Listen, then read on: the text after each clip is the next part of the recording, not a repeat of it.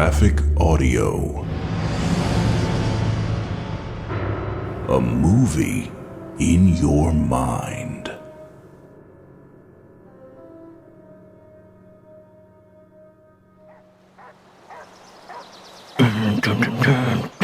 How many?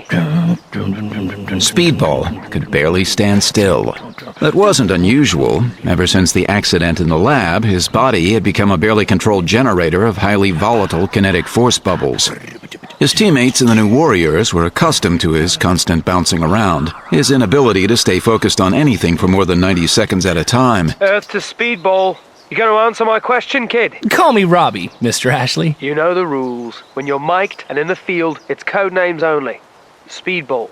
Yes, sir. So? The villains. How many? Speedball leapt up into the air past Namorita, who stood leaning against a tree, bored. He bounced off Microbe's massive frame. The big guy sat sprawled in the grass and came in for a featherlight landing right behind Night Thrasher, their black-cowled leader. Thrash was all business, his hidden eyes peering through a pair of high-tech binoculars. Speedball looked past him at the house, old and wood-framed, concealed from its neighbors by a high fence. The Warriors and their camera crew stood about 50 feet away, hidden behind a pair of big oak trees.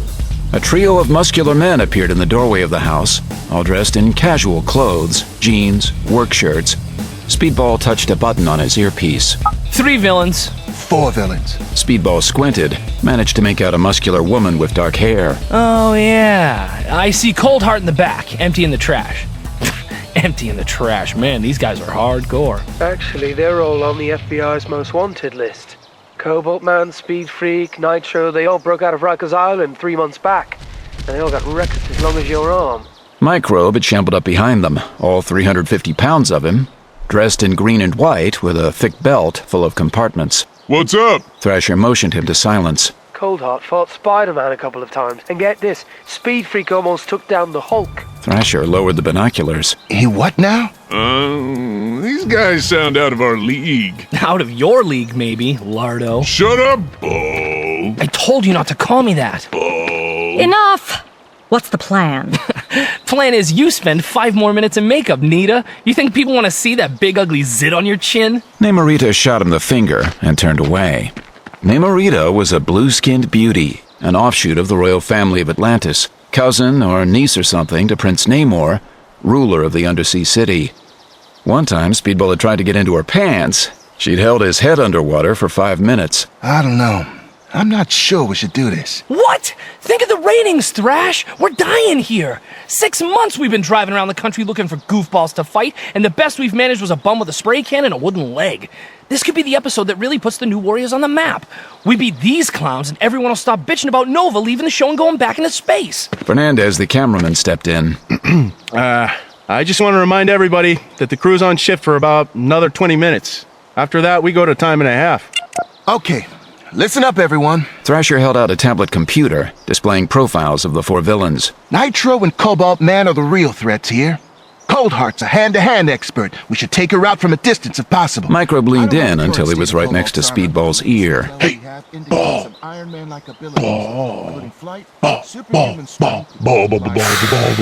Speedball pulled out his player and thumbed it on. Mercifully, it drowned out both Microbe's taunts and Thrasher's boring tactical briefing. Speedball was tired and cranky. They all were, he realized. It had been Thrasher's idea to turn the New Warriors into a reality show, and at the beginning it seemed exciting. Times were tough for teenage heroes, and this was a chance to transform their frankly third-rate team into pop stars. The show enjoyed a brief spurt of attention, and Speedball became addicted to the public acclaim, the guest appearances on the talk shows. But then Nova had quit, and the less said about his replacement, Debris, the better.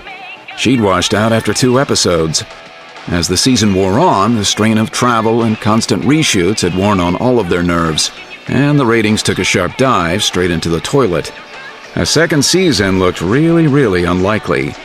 It was too bad. When this started, they were all friends.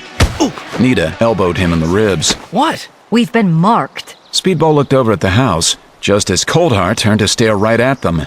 Then she ran inside. It's a raid! The Warriors were on their feet. Fernandez hefted his camera, preparing to follow them. Speedball grinned and toggled to the show opening on his player. The show wasn't broadcast live, but the theme music in his ears always got him pumped. Standard attack pattern, form on me! Go! Speedball, Night Thrasher, Microbe, the sultry Namorita, and the man called Nova! Speedball hated that part. In a world of grays, there is still good and evil. There are still the New Warriors! Speedball crashed into the front door, splintering it. The other warriors ran up behind him, surveying the scene. The living room was stripped bare, like a crack den. A long-haired man whirled to greet them, half-clad in a metal exoskeleton. Speed Freak! Holy crap! Speed Freak reached for a silvery red-visored helmet. Grinning again, Speedball body-slammed him, sending the helmet flying. They crashed together through the far wall into the backyard. I'd heard that clothes make the man, Speed Freak, and in your case, it's totally true! Fernandez tapped Speedball on the shoulder. Sorry, the sound cut out for a minute there, bud. Any chance of that last part again? Sure. Rita? Namorita rolled her eyes and stalked over to the dazed Speed Freak. She lifted him easily up into the air. Take two. In your case, Chuckles, it's totally true! Got it. Speedball looked around. Night Thrasher and Microbe had Coldheart and Cobalt Man cornered against the far fence. Cobalt was struggling to fasten his high-tech suit over his big frame, while Coldheart slashed her energy swords through the air, keeping the warriors at bay. Wait a minute. I know you guys. You're those idiots from that reality show. That's right, and this is reality. Whoa, lame catchphrase, boss. No way. I'm not getting taken down by Goldfish Girl and the Bondage Queen. She sliced a crackling sword arc through the air, but Namorita was already inside Coldheart's defenses. She slammed a blue fist, hardened to withstand the ocean's depths, straight across the villainess's jaw. Beg to differ, sweetheart. Night Thrasher followed up with an acrobatic kick to Coldheart's stomach. Can we, edit out the part where she called me the Bondage Queen? Yeah, because Night Thrasher sounds so much straighter. Coldheart was down, but where had Cobalt Man gone? And what the hell was Microbe doing just standing there in the corner of the lawn, his back to them? Surprisingly, the man-child stood over a writhing, subdued villain in an overcoat. Beneath the coat, an armored exoskeleton seemed to be dissolving away before their eyes. Hey, guys! I got Cobalt Man! My bacterial powers are rusting his suit away! Guess I'm not such a loser after all, huh? Learn to count, genius. Where's the fourth bad guy? I'm on it. Nita stopped, hovering in midair, and pointed out over the house toward the road beyond. She turned to soar up and over the roof. Thrasher and Microbe whirled back toward the house, through the hole in the wall, heading after Namorita. Speedball started to follow, then turned back. On the ground, Speed Freak tried to rise. After taking care of that, Speedball turned toward the house. Fernandez followed, shouldering his camera. Halfway through the living room, Speedball stopped in his tracks. Fernandez shot him a look. You go on ahead. Whatever. Speedball took a long, careful look around the room. Beer cans were everywhere. On a folding table, pizza dripped and rotted, the one remaining slice soaking through a greasy box. A meth pipe still glowed, discarded on a pile of video game discs. Ancient paint cracked and peeled from the walls. Stuffing leaked from the old sofa. This is where you end up. When it all goes wrong. When things don't turn out the way you expect. When you make all the wrong decisions and end up running for your life. Speedball had peaked early during the fight. Now his adrenaline levels were crashing. He felt suddenly tired, useless, futile. He was glad the others weren't around. He'd expended a lot of energy keeping his bipolar condition a secret from them. He felt very unreal, as though he were watching his own actions from a distance, like some bored, faceless audience member just getting ready to change the channel. Speedball!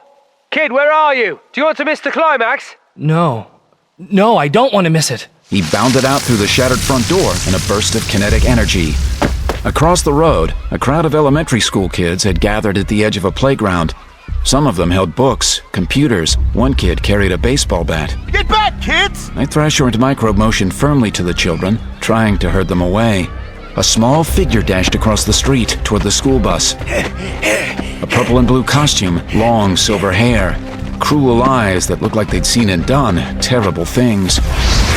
Nita crashed down onto him from above, slamming him into the bus, caving in its side. Window glass hailed down, covering both figures. On your feet, Nitro. Nemorita stood in full battle stance, arms upraised, legs planted firmly for the camera. And don't try any of your stupid explosions, because that's only gonna make me hit you harder. Speedball moved in to back her up. Nitro knelt, crouched on the pavement, leaning up against the dented bus. When he looked up, his eyes blazed with hate and deadly fire. Nemorita, right? Fernandez moved in, swinging the camera back and forth from Nitro to Nita. Nitro smiled, and his eyes glowed brighter. I'm afraid I'm not one of those bargain basement losers you're used to, baby. His whole body was glowing now. Nita took a step back. Microbe just stared, his mouth slack, eyes wide. Speedball! Robbie! Help me get these kids out of here! Kid, what's going on? Speedball didn't move, didn't even nod. Once again, he felt like he was watching events, images, moving in a pre-recorded pattern on some high-def screen. Did any of this matter? If it all went wrong, if it didn't follow the right script, could they just do another take? Or was this the last, the only take? Nitro was a ball of fire now. Only his glaring eyes were visible.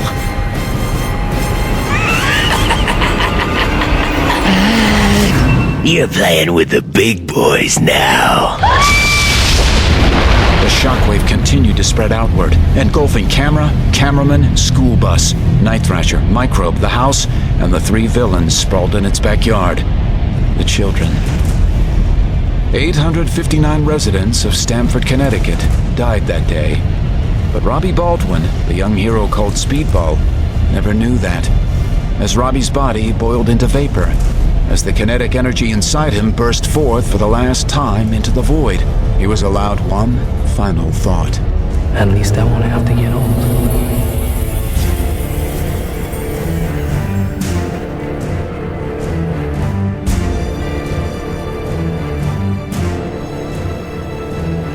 Graphic Audio presents Marvel Comics Civil War by Stuart Moore. Adapted from the graphic novel by Mark Miller and Steve McNiven. All characters, their distinctive likenesses, and related elements are trademarks of Marvel Comics. Copyright 2013. All rights reserved. Narrated by Richard Rowan. With performances by Richard Cutting, Tim Getman, James Keegan, Kimberly Gilbert, Jeff Allen, Julianne Elliott, Ken Jackson, Evan Casey, Elizabeth Jernigan, James Lewis, Thomas Penny, Danny Gavigan, Tracy Oliveira, Elliot Dash, Michael Glenn, Alyssa Wilmoth, Lily Beacon, Colleen Delaney, Karen Novak, Scott McCormick, Caleb Brown, Bradley Smith, Nora Ashrati, Sherry Berg, David Coyne, Christopher Sheeran, Eric Messner, Joe Brack, Terrence Aselford, James Konachek, Alexander Strain, Casey Platt, Joel David Santner, Nanette Savard, David Harris, Michael John Casey, Yasmin Twazon, Patrick Bussink, Casey Jones, Stephen Carpenter, Drew Kopus, Lily David, Dylan Lynch, and Damian Chop Richardson.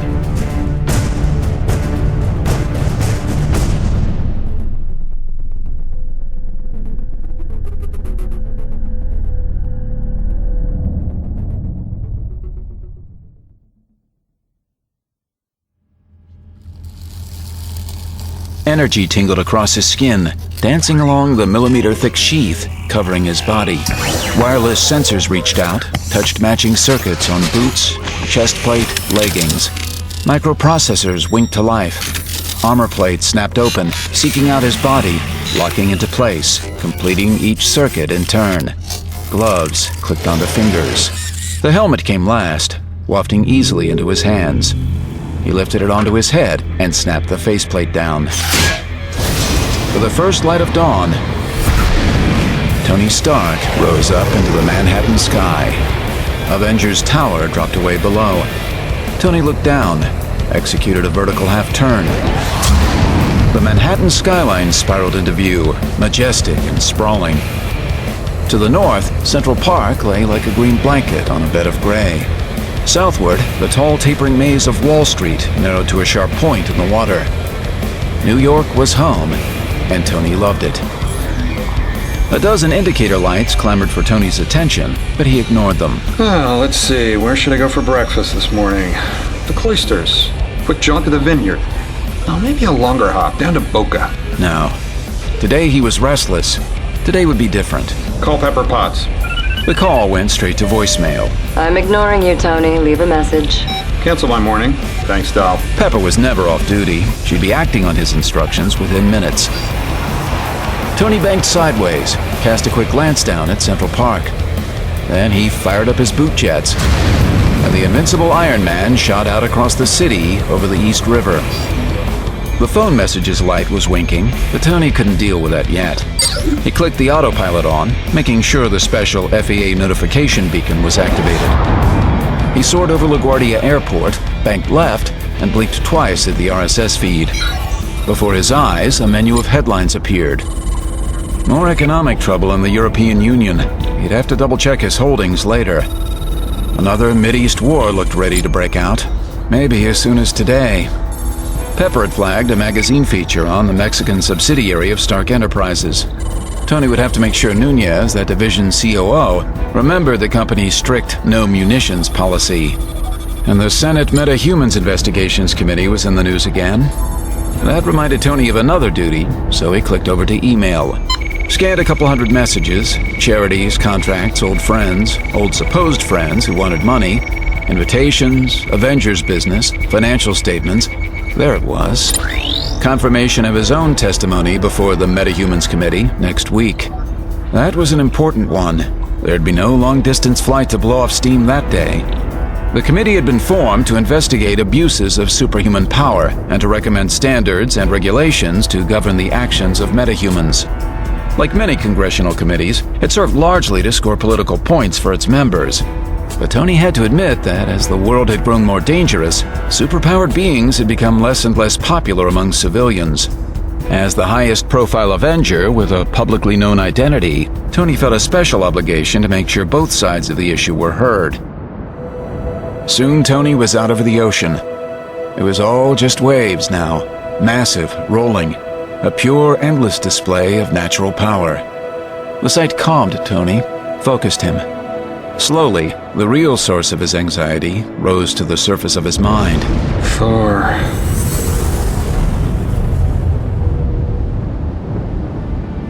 The messenger from Asgard, home of the Norse gods, had appeared suddenly. 12 feet tall, massive and stern, hovering in a mist of smoky fog above Avengers Tower. Tony had greeted the messenger on the roof, with Carol Danvers, the Avenger called Ms. Marvel, hovering just above. She floated tall and graceful, her body lithe and strong in flowing blue and red. Captain America stood on the roof in full uniform, alongside Tigra, the orange-furred Catwoman. Ragnarok has come. I am sent to notify you of the Thunder God's fate. You will see him no more. Tigra's eyes went wide with alarm. Captain America stepped forward. We're ready. Just tell us where to go. No, it is done. Ragnarok has come and passed, laying waste to all Asgard. Look, we can't Thor has fallen in battle. He is no more. At those words, a terrible, sunken feeling had taken hold of Tony. I am here out of respect for what he meant to you. But hear me. This is Father Odin's final message. From this day, there will be no further contact between Midgard and Asgard, between your realm and ours. Thor is dead. The age of gods is done. And the messenger was gone. That was 4 weeks ago. Tony had grieved for Thor this past month. The Avengers had discussed their sorrow and also their frustration. After dozens, hundreds of battles together, their friend and comrade had apparently died alone, in a war fought far away, on some other plane of existence entirely. Not only had the Avengers been powerless to help their friend, but they probably couldn't even have perceived the battle that took his life. Now, though, Tony began to realize that something else was nagging at him. Thor hadn't just been his friend. The Thunder God had been the linchpin, the very center of the Avengers. Tony and Cap were both strong-willed men, each with his own strengths and flaws. Cap was ruled by heart and instinct, Tony by a faith in the power of industry and technology. Several times since the founding of the team, they had almost come to blows over some matter of strategy or sacrifice, and each time, Thor had spoken up with that booming voice that left no room for argument. He'd remind them of their duties or laugh at their folly, and his sense of mirth always brought them together.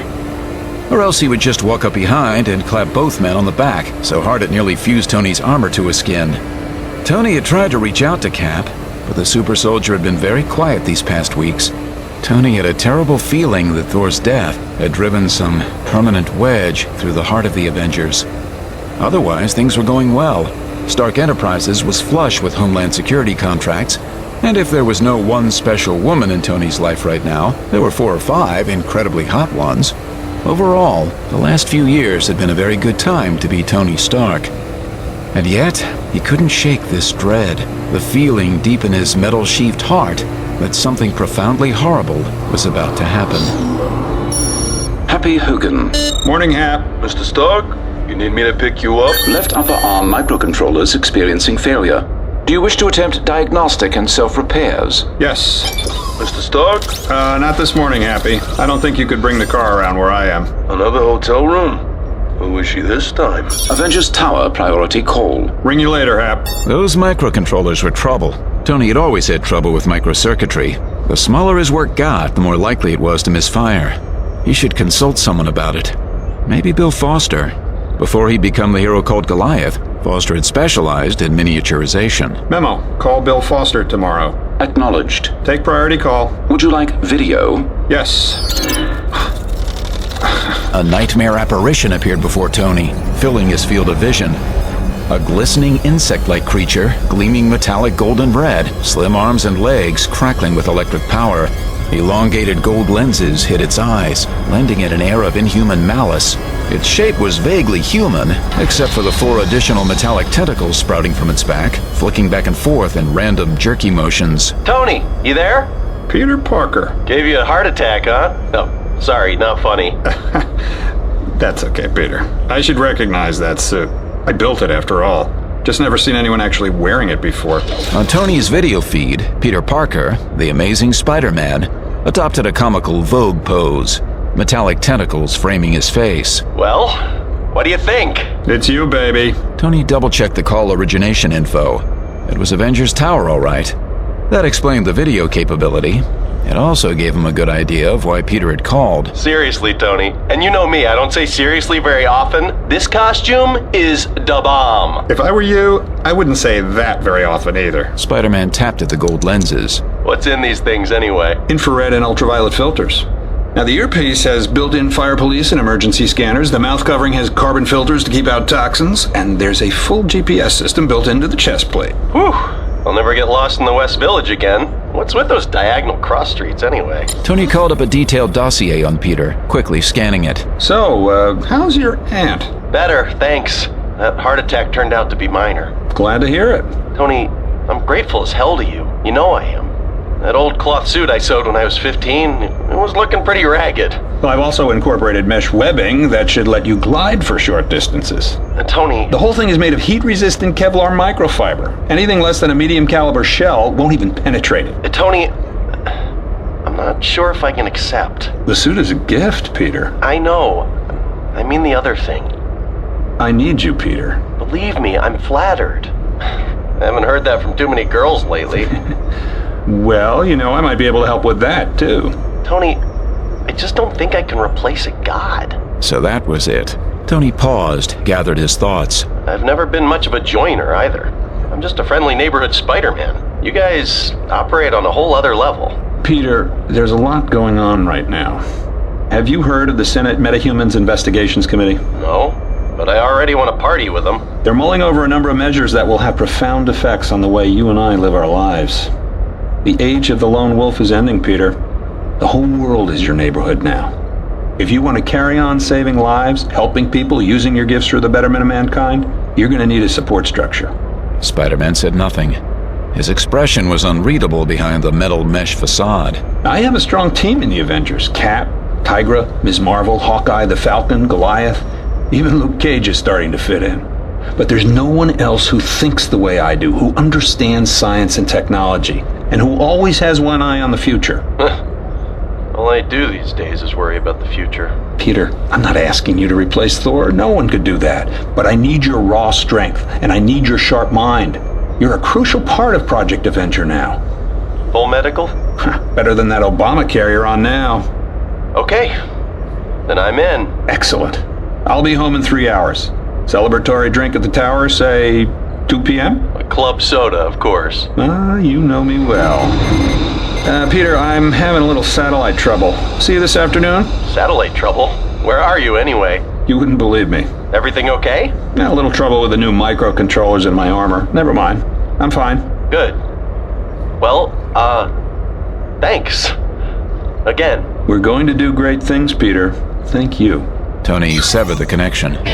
He was eager to get home now, to return to work, to set the next phase of his life into motion. Enlisting Peter into the Avengers had been a top priority.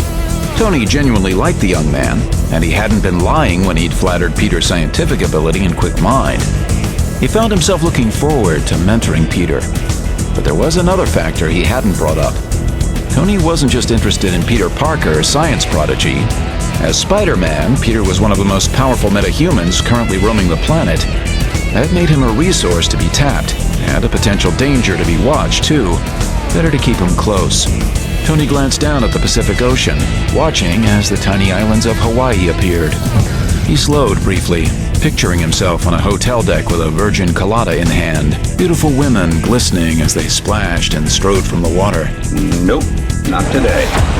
By the time Tony reached California, he had 8 voicemails from Pepper, appointments, calls, contracts. The salt flats of Utah rushed by, then the beautiful snow-capped Colorado mountains, the bare plains of Kansas, the lush forests of Missouri. So beautiful, all of it. When the Appalachian Mountains rose into view, he dialed Happy. Gonna need a pickup after all, Hap. Suddenly, there was a rush of lights and alarms. Clear all notifications. You still there, Happy? Yeah, boss. Stand by. Tony called up the RSS feed. The incoming reports all seemed very confused, even panicked. Something about hundreds dead, a huge crater right in the middle of... He could make out Avengers Tower now, jutting up above the Manhattan skyline ahead. Meet me at the tower, Happy. Fast as you... Then his optical sensors picked up a column of smoke rising up into the air, over to the left, a couple miles north. No, farther away than that, past the city limits. 40 miles at least. A big column of smoke. Something horrible had happened. Change of plans, Hap. Stand by for instructions. I'm changing course now to... Stamford, Connecticut.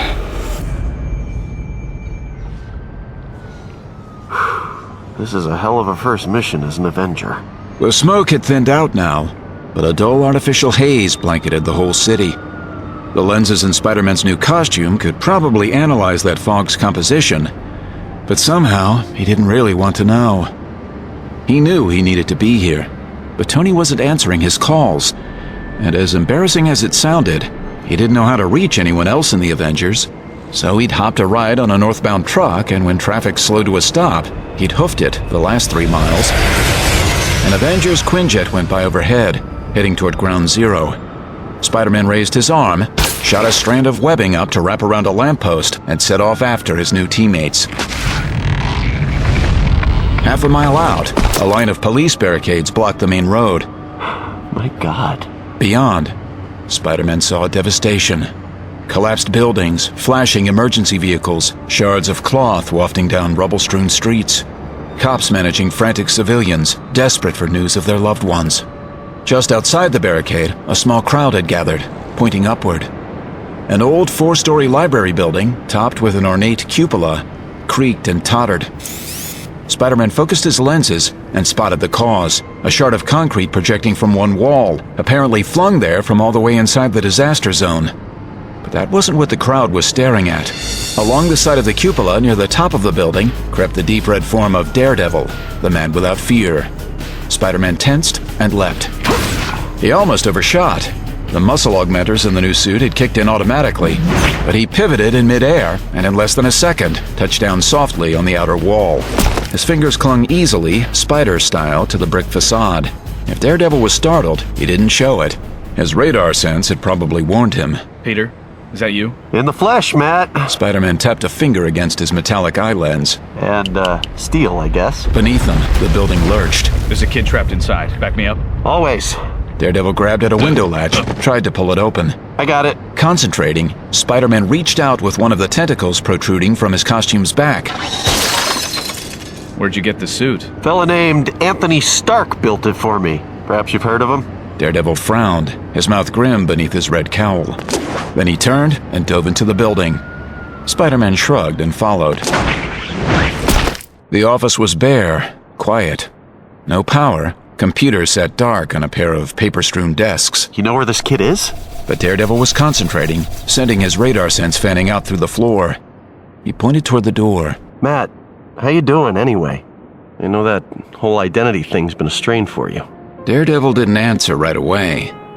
6 months ago, a tabloid paper with organized crime connections had outed his secret identity, revealing him publicly as Matt Murdock, crusading attorney. This had led to a flood of civil suits and public harassment. Matt had made the risky decision to deny everything, to publicly swear he was not Daredevil, which of course was a lie. Spider-Man wasn't sure he agreed with his friend's decision, but Matt had made a persuasive case that it was his only workable option. I'm all right. Over there. In a room full of cubicles, a 7-year-old girl sat cowering on the floor against a barrier. The building lurched. Then the girl saw Spider-Man. Guess not everyone's into the new look. Let me get this one. 5 minutes later, they were back down on the ground. Daredevil had handed the girl over to her mother, while a brace of cops watched carefully. The woman cast suspicious eyes across Daredevil and Spider-Man, then turned and hurried away. That's gratitude. Do you blame her after what happened today? But I don't know what happened today. It's bad, Peter. For all of us. Can I get a tiny little clue here? I'm talking about the Superhuman Registration Act. Say what? Daredevil shot a look upward, and Spider-Man followed his gaze.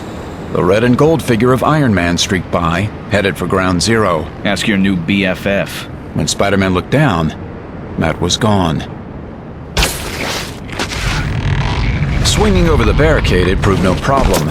The Stanford police had more than enough to deal with today.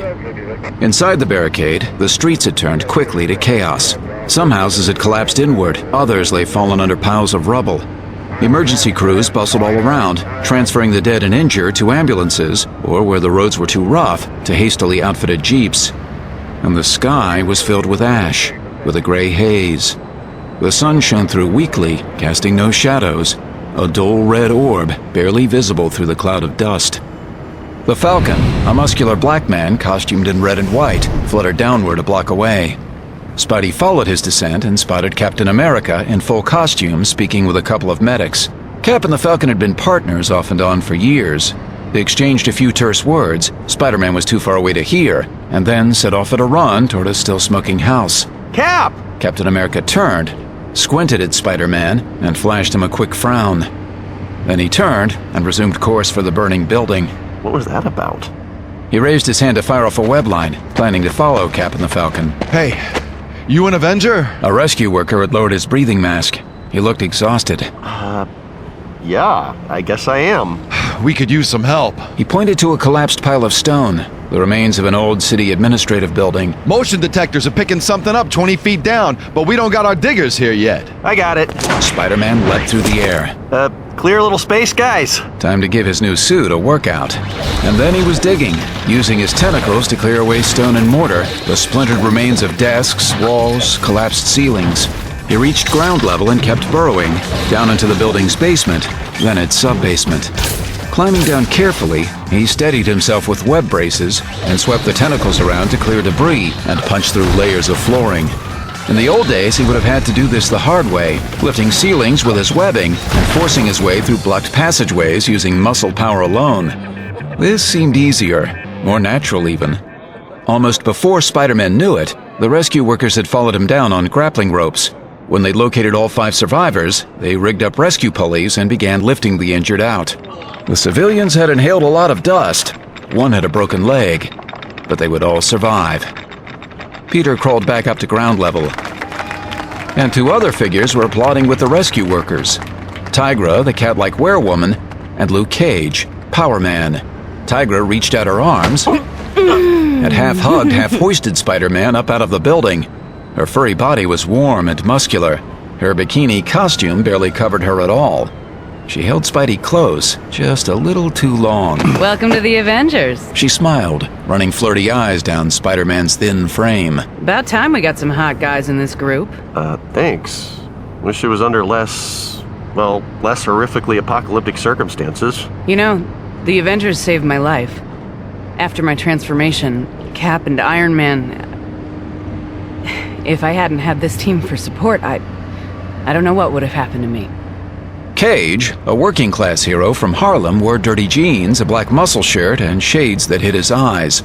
His dark face was covered with dirt and soot. Good to see you, man. Likewise. How about you? Being an Avenger, I mean. Has it been good for you? Only been a couple months. This was prison. I wouldn't even be eligible for parole yet. He lowered his shades, peered closer at Spider-Man. Interesting threads. It's a Tony Stark designer original. They'll be selling in the stores this fall. Come on. Let's see if we can help Cap out. Tigra set off on all 4s, picking her way over down stoplights, across fallen telephone poles.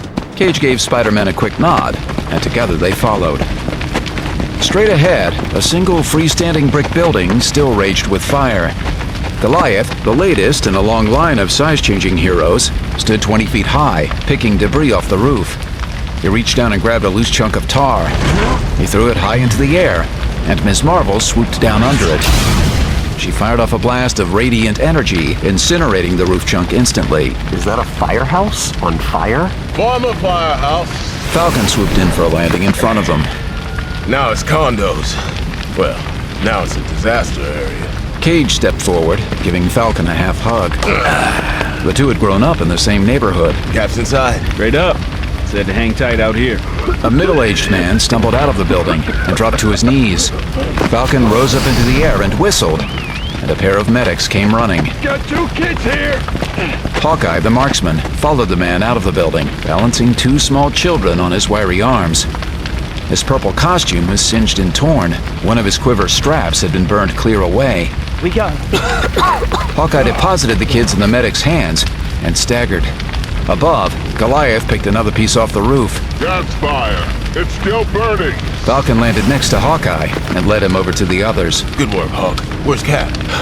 Still inside. I thought we got everybody, but he said... he insisted. You ought to see the medics, too. And miss this Mook's hazing? No way. Welcome to the Avengers, Webbs. For once, Spider-Man found himself lost for words. He stood for a long moment. And then an explosion burst forth from the firehouse. Flames flared out the door. Cap! Then a figure appeared in the doorway, silhouetted against the raging fire. A tall, muscular man in a tattered red, white, and blue uniform.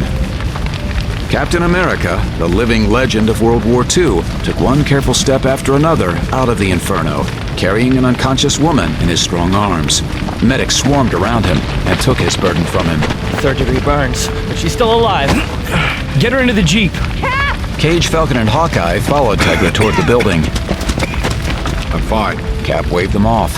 He smiled at Falcon, clapped Hawkeye on the back, and rested a steadying arm on Tigra's slim frame. Spider-Man's just arrived. It's his first mission as an Avenger. Then he turned towards Spider-Man, and his face turned dark. Not the look I was expecting. Cap held out his hand. Spider-Man took it, unsure, and felt Cap's strong grip as they shook. Behind them, a fire engine finally pulled up. Firemen unrolled hoses and began aiming them at the burning building. Cap held Spider-Man's hand for a long moment. Cage and Falcon exchanged a look. Okay. Hawkeye rubbed his neck, uncomfortable. Beneath his mask, Peter Parker frowned. He felt like he was back in high school, fidgeting under thick glasses while some popular kid stared him down. I should check in with Tony. Anybody know where he is? Holy mother. When Spider-Man reached the crater, he realized the true extent of the devastation. An area covering 1.5 city blocks had been totally flattened, reduced to ash and hard-packed dirt. Half a school building stood at the edge of the blast zone. Its other half had been incinerated, fallen off into the dead hard ground of the crater itself. The Avengers' Quinjets had parked in the bowl-like depression alongside the Fantastic Four's custom-built plane. The haze was thicker here, seeming to shroud the crater in an eerie midday twilight. Boss! Iron Man held up a hand to Spider-Man, gesturing, "Wait a minute." Tony was with Reed Richards, Mr. Fantastic of the FF. Reed had assembled a makeshift network of laptops, Wi-Fi nodes, and sensory detectors right in the dead center of the crater. Where do you want this thing, Stretch? Ben Grimm, the Thing, strained his orange rock biceps to lift a massive computer system out of the plane. Reed pointed. The other members of the FF stood watching them. Sue Richards, Reed's wife, known as the Invisible Woman, and her brother, Johnny Storm, the Human Torch. Johnny's eyes were wide. He almost seemed in shock. A sudden motion caught Spider-Man's eye. He turned to see Wolverine, crouched down over by the crater's far lip. He seemed to be sniffing the air. Reed peered into a screen. I think that's all the survivors. There weren't too many this close to the blast. What caused this? The New Warriors. I just watched the footage. It was broadcast remotely to their studio. In the name of ratings, they tried to take down a gang of villains way above their power level. Well, they paid for it. I read no survivors in the blast zone. Wolverine chipped in from nearby. I confirm that. There's no scent of anyone still living. Not even Nitro? He set off the explosion. What kind of crook blows himself up, knowing he'll die along with his victims? Do we have suicide bomber supervillains now? Tony turned glowing eye slits towards Spider-Man for the first time. If I could ask him, I would. But that doesn't seem to be an option. Kids. Johnny held up a shred of blue and gold cloth, a tiny piece of Speedball's costume. They were just kids. Spider-Man crossed to Johnny and laid a hand on his old friend's shoulder. Matchstick. You okay? Johnny shrugged him off. He took off, wordless, into the gray-fogged sky. Sue turned toward the FF's plane. I'll follow him. Make sure he's okay. You can catch a ride home, Reed? Sure. Reed, I'm gonna need all the data you can assemble. The Senate hearing is next week. This is the worst possible time for a disaster like this. Tony? But Iron Man was already in flight, arcing up and out of the crater. Unsure what to do next, Spider-Man followed at a slight distance. Captain America stood just outside the crater, watching the last of the casualties being loaded into an ambulance. Tony touched down next to him. Cap. All these children, Tony. The FEMA chief said there could be as many as 900 casualties. All for a TV show. They should have called us. The New Warriors, I mean. Night Thrasher knew they were out of their league. Cap stared at him for a moment, then turned and strode quickly over to an ambulance. Tony, I'm at your service. Tell me what to do. There's nothing to do, Peter. I mean, Spider-Man. Get your best black suit out of the closet and prepare to be respectful. We've got funerals to attend. But this isn't a crime to be solved, or an adventure, or a villain to be fought. It's just a tragedy. Or an opportunity. Right, Bub? Wolverine had silently crept up behind them. His expression was hostile, but not with animal savagery. This was something deeper, more personal. You're heading for Washington soon, right? To talk to Congress about the state of superhumans in this country. That's right, Logan. Well, I don't give a rat's whisker what you do with these clowns. He gestured up at Falcon and Ms. Marvel, hovering just above. But I got a message from the X-Men. We're neutral. The mutant community's staying out of this crap. You're also an Avenger, Logan. Tony stepped toward Wolverine, repulsors glowing. Immediately, the mutant fell backward into a defensive crouch. Unbreakable claws burst forth from his hands, stopping half an inch from Iron Man's chest plate. Behind Tony, the other Avengers had gathered. Goliath, Cage, Hawkeye, Tigra crouched low. Captain America stood off in the distance, over by the ambulance. Tony rose up a few inches off the ground and stared down at Wolverine like a god. Maybe you should just take leave from the Avengers. Way ahead of you, boss. Watch your step, Logan. You think about coming after me, Tone? You better watch more than your step. Then he took off like a wild animal, loping away at incredible speed. The Avengers looked around awkwardly, watching as the last of the rescue vehicles departed. Tony, what are you going to say to the committee? Tony Stark made no reply. He just stood staring out over the crater as the black-gray mist slowly faded to reveal a low-setting sun. Spider-Man stood with him, with his new teammates. He was an Avenger now. This was supposed to be his new beginning. But for 900 residents of Stamford, Connecticut... It's the end.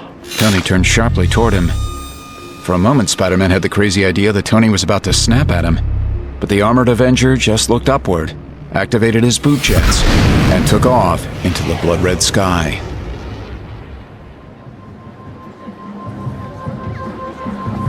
From outside, the Blazer Club didn't look like much, just a greasy glass double door and small velvet rope projecting out onto the sidewalk. An old-style movie marquee with plastic letters spelled out, "Tonight, Acts of Vengeance." The bouncer looked Sue Richards up and down, from her flat shoes to her old jeans to her bob haircut. His eyes were hidden behind thick shades, but his mouth betrayed a slight smirk. He didn't even bother to shake his head. Sue stepped back into the crowd. Inside and out, Blazer was a bit more LA than most New York clubs. Maybe that was why Johnny Storm, Sue's brother, liked it so much. Sue clenched her fists. She'd been hunting for Johnny all afternoon, and these were the only civilian clothes she'd had stored on the plane. If she didn't look fabulous enough for the Blazer Club, that was their problem. She closed her eyes, concentrated, and vanished from sight. Susan Richards, the invisible woman, strode back up to the doorway and stepped easily around the rope. Blazer's main hall was enormous, at least half the size of a football field. Low lighting, 40-foot walls rising up to a vaulted ceiling. Colorfully garbed people danced casually or stood in clumps. Men in suits, rich kids, lingerie and fetish models cast painted eyes around for the right agent, the right photographer. Sue pushed her way through the throng of humanity, keeping herself invisible for now. Johnny had taken the Stamford disaster harder than anyone else. He'd always been an emotional kid, and the death toll had shaken all of them. But Sue realized something else. Johnny was closer in age to the New Warriors than just about anyone else on the scene today. And Johnny had made plenty of mistakes in his own life. Sue's thoughts turned suddenly to her own past. She could have been an Olympic swimmer. When she was 15, she used to practice every day. Even past the prelims, she was on her way. But she gave it up when her dad stopped trying. She gave it up to take care of her little brother. Years later, she was still taking care of him. Johnny wasn't the sort to mope around when he felt bad. He went looking for trouble. Across the room, a freestanding metal staircase led up to a platform and a door set halfway up the wall. A bright orange flame flared up from the platform, and the crowd up there shrank back. Johnny! Sue pushed her way through the crowd. Johnny! Johnny! But the room was too noisy. When she reached the base of the staircase, she could see Johnny standing before the door, waving a flaming hand down at the crowd. Some of them seemed impressed. Others were, well, it was hard to tell. A trashy blonde hung on Johnny's arm, gesturing drunkenly. At the top of the staircase, a bouncer swung open the door. VIP room, Mr. Storm. Harris and Lindsay are waiting. Thanks, Chico. Johnny pulled out a $5 and accidentally set it aflame. Sorry. Wait. Here you go. Sue moved toward the staircase, but a big woman in a tight backless dress blocked her way. How come that loser gets into the VIP room? Johnny paused at the door and turned slowly around. Tell you what, gorgeous. Next time you save the world from Galactus, you could borrow my pass. How about the next time you blow up a school? The woman's companion, a trim man in an all-black shirt, laid a hand around her shoulders. Yeah, jackass! How about the next time you kill some innocent kids? Johnny tottered drunkenly, took a step toward the edge of the staircase. What the hell are you talking about, hipster? The bouncer watched, eyes narrowing. Johnny's date let go of his arm, looking worried. Look, I mean... Man, you got some nerve swaggering around town after that. I was you, I'd be ashamed to go outside. Hey, shut your cake, old tubby. I got nothing to do with Speedball or the New Warriors. Those guys are strictly C-list. Everything happened very fast then. Sue reached out with her force field, clearing a path up the metal staircase. People stumbled up against the railings. When Sue got to the top, Johnny was lying on the platform floor, his hands wrapped around his bloody head. The tight-dressed woman stood over him, face twisted with hate, a broken bottle clutched in her fist. Everybody get back! The bouncer stood at the edge of the platform, warning people away. Johnny's date disappeared into the VIP room. Sue charged tight dress, projecting invisible force from her hands. She lifted up with her force field, pushed the woman over the rail, and watched as she fell into the crowd of humanity below. Johnny was rolling around, writhing, blood dripping down his forehead. More patrons were rushing the staircase now, furious. Bouncers closed in, trying to stop the human tide. But the clubgoers kept advancing. As they got to the top of the stairs, Sue crouched down next to her brother and reached out, surrounding them both with an impenetrable force field. The first two attackers bounced off hard, tumbling back into the wave behind them. Johnny wasn't moving now. Call my brother an ambulance!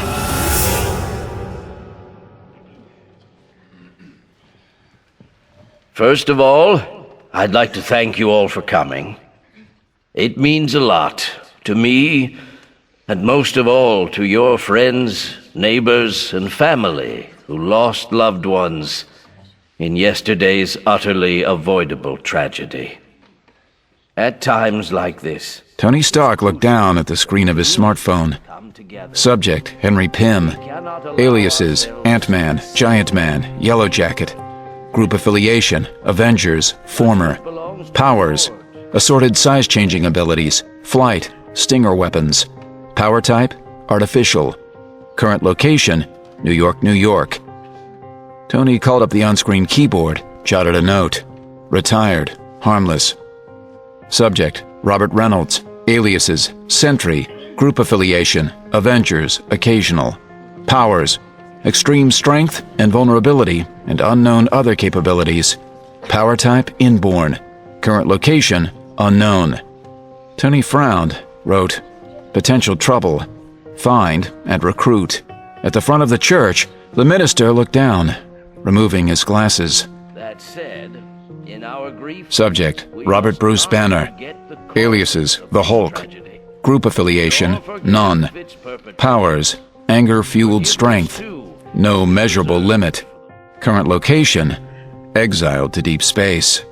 Tony frowned. The church was huge, with several hundred pews, but every one of them was filled today. Old people and young, men and women, every one of them dressed in mourning black. Tony sat 5 rows from the front, his mind racing. He hadn't slept last night. Since the incident, he'd slipped into overdrive, the way he did when confronted by a sticky engineering problem. His subconscious whirled around and around, tackling the situation from 1,000 different angles. So many heroes, hundreds of them, and who knew how many villains? Tony already kept dossiers on most of them, but now he found himself compulsively updating the entries. There was a lot of power here, a lot of potential nitros. A news alert icon flashed in the corner of Tony's phone. Casting a brief, guilty glance around, he slipped on his earbuds. A bald man appeared on the phone screen, behind a cable news logo. Like Speedball, for example. Nobody likes to speak ill of the dead, but here was a boy who, by all accounts, couldn't even name the President of the United States. Shouldn't a kid like that be tested before he's allowed to work in our communities? Tony frowned, clicked to another channel. The screen filled with a close-up of Johnny Storm's bloody unconscious face as he was loaded into an ambulance. Details in the brutal assault on Johnny Storm, the Human Torch, last evening. This, the latest in a series of attacks on New York's super community. More on the hour, plus the growing pressure on the president as the people of Stamford ask what are his proposals for superhero reform. A ban on superheroes? She-Hulk leaned forward and removed her glasses. Well, in a world full of supervillains, that's obviously impossible, Piers. But training them and making them carry badges? Yes, I think that's a reasonable response. Well, don't you think you're particularly... Tony felt a prickling on his neck and looked up suddenly. The 2 women next to him were glaring at him through their veils. Tony yanked off the earbuds, slipped the phone into his pocket. Sorry. Then he noticed the other set of eyes boring into him, from the end of the row. Captain America. When the service ended, Tony beelined for the door. People were already gathering together, weeping and comforting each other. Tony had no desire to intrude on their grief. Several other Avengers, including Tigra and Ms. Marvel, had wanted to come, but they'd all agreed it was best to keep the superhuman contingent as small as possible. No one wanted to turn the people of Stamford's grief into a media circus. Just outside the door, Tony felt a hand on his shoulder. He turned to see Peter Parker, smiling sheepishly. Boss? Peter, I thought we agreed Cap and I were going to represent the Avengers. Who's an Avenger? You're looking at a humble photojournalist from the Daily Bugle. Tony smiled despite himself. The black suit looked good on Peter, but those shoes were scuffed. And brown. Baby steps. This one was a project. Besides, I just wanted to be here. The church's driveway was small and curved, on the edge of an open field. Cars clogged its full length, pulling up one at a time to pick up the oldest mourners. Down the line, Tony spotted Happy Hogan leaning against the limo. Walk with me, Peter. Peter fell in beside Tony. They passed the minister, who stood comforting a pair of grieving widows. Captain America stood off to the side, solemnly shaking hands with a pair of firemen. The minister raised his head and locked eyes briefly with Tony. Tony looked away. I feel like I should be taking pictures. That part of your life is over. No more scrambling for rent money. You mean I'm part of the 1% now? Tony touched the boy's shoulder. Things are about to happen fast, Peter. I'm glad you're with me. Things? Like the Superhuman Registration Act. Not many people have heard that phrase yet. But it's why you're going to Washington next week, right? Tonight, actually. The committee has moved up their timetable in light of this. He gestured, taking in the church and the mourners. The president has asked to meet with me this evening, and the hearings take place tomorrow. What would it mean, this act? Well, all metahumans would be required to undergo registration and training in order to practice their gifts in public. It also gives the government extremely broad powers of enforcement. Broader even than anything the Senate was considering before. And you support it? It's a tricky piece of legislation. If it's enacted into law, it would have to be administered with great wisdom, great care. Tony Stark? Tony turned around. You should be ashamed! Ma'am, I'm gonna have to ask you to leave. Leave what? My own son's funeral? He's the one you should be dragging away! Please. Ma'am, I appreciate that you're upset, but the New Warrior's tragic actions had nothing to do with me. Oh, yeah? Who finances the Avengers? Who's been telling kids for years that they can live outside the law, as long as they're wearing tights? I don't think Mr. Stark says that. Cops have to train and carry badges, but that's too boring for Tony Stark. All you need are some powers and a badass attitude, and bang! You've got a place in Joe Billionaire's private super gang. Tony opened his mouth to speak, and then something happened that had only happened once before. His mind went utterly, completely blank. He realized she was right. Jerome left me. When they took away his pension, he just couldn't take the pressure. All I had left was my little Damien. And now... I'm sorry. Hap, let's go. You, Stark! She stabbed a finger at Tony's back as he walked away.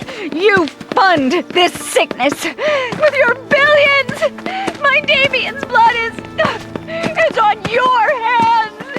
Now and forever! Well, that was fun. And only a little scary. They're the scared ones. They grew up thinking they'd have jobs, pensions, a few bucks to spend in their old age. Now they're terrified. Can you blame them? Maybe you could give them a few bucks.